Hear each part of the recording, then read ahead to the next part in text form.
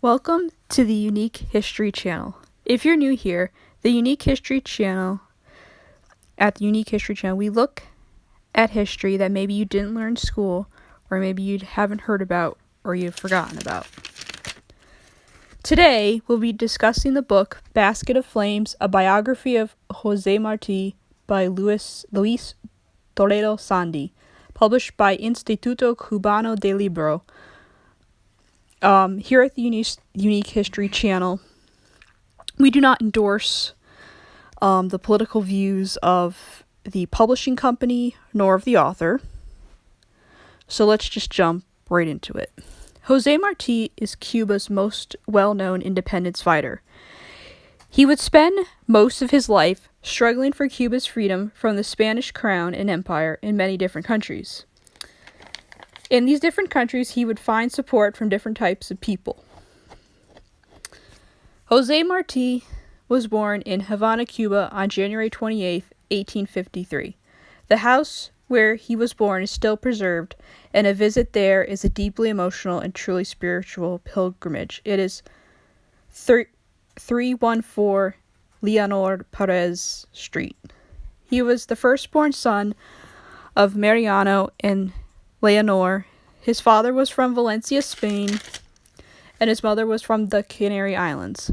Marti's parents were among the numerous immigrants from the Canary Islands and other parts of Spain that immigrated to Cuba at that time in a search of a better life. Marti's father worked as a guard against the traffic of African slaves. By that time, the Spanish crown had already reached an agreement with Britain to end the slave trade as one step towards abolishing slavery. However, he saw how useless his father's efforts were to stop the shipments of new African slaves in that region, for the business interests involved had more power and resources of every kind than the humble functionary that his father was a part of.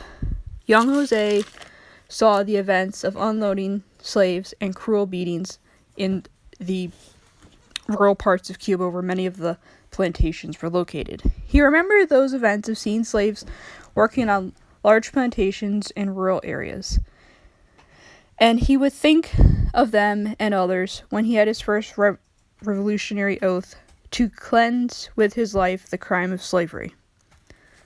As Jose got older, he began to write poetry about different things in his life and different places he would visit. After a while, he was put in prison for his anti-Spanish crown or anti-colonial activities. He wrote a lot in prison. Prison will achieve all except making me change my opinion on this mere matter.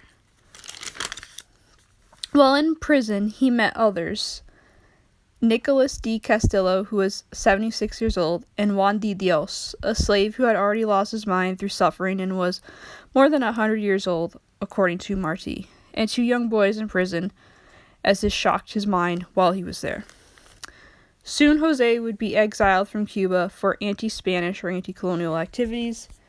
He would travel to Spain to discuss the inhumane treatment of Cuban independence fighters or supporters in prison on the island.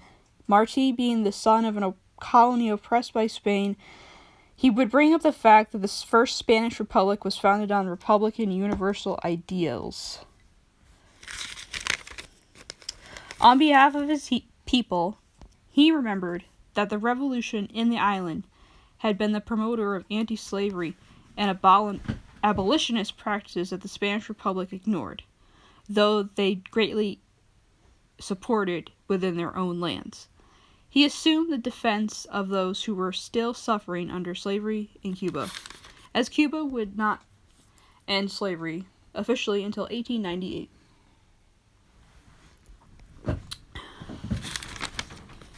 Also, while he was moving to the peninsula or installing himself there, the Paris Commune was taking place. The Cuban hero was a defender of justice. His decision to link his destiny with the poor of the earth, as he said. He would continue his activism while traveling to North, Central, and South America. He would meet a Cuban woman named Carmen in Mexico and later marry her. Jose was inspired by the South American libertador or liberator Simón Bolívar, who was probably one of the first to fight against the Spanish Empire in the New World and win. He would later visit New York State and New York City. He became one of the honorary presidents of the Puerto Rican Club founded by Cubans and Puerto Ricans. He would meet prominent Puerto Ricans while he was there, including Ramon Biantes and Eugenio Maria de Hostos. He also promoted unity of all peoples in Cuba to unite and put aside their differences into the fight against Spanish colonial rule. However, he was not interested in having the United States take over the island, and he would die in battle against the Spanish in 1895, while only a few years later, in 1898, Cuba would be free of Spanish rule but would come under the rule of the United States. And that would be the essence of his life. If you'd like to know more, you can read the book. Again, the book is A Basket of Flames, a biography of Jose Marti by Luis Toledo Sande. Okay, thank you.